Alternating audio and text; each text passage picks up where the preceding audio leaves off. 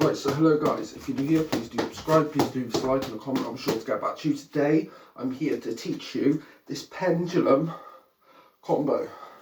It's more like a pendulum swing, so it goes behind your neck, so please stay tuned if you wish to learn it. Right, we're going to jump straight into the move right now, okay?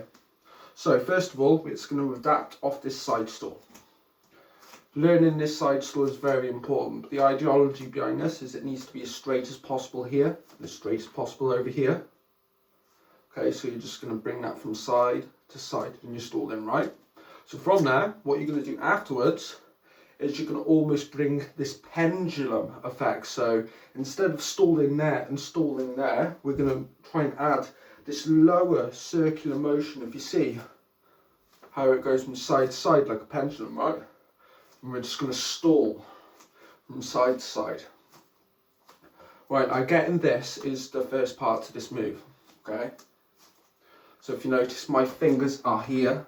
They're around the chuck like this, so I'm grabbing it kind of in a pencil grip and I've got my finger here.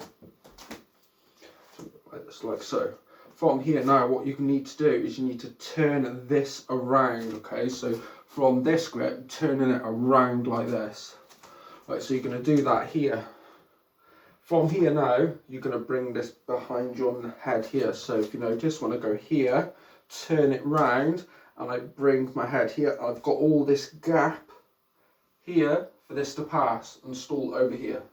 And then we just go straight back into it, okay? So all in all, the move should look like this. I've literally just found this out now, so I thought I'd get the content out there right now. So yeah, I hope this helps you out, and yeah, please do subscribe to my channel, and I'll see you next, probably tomorrow. Yeah, see you soon guys.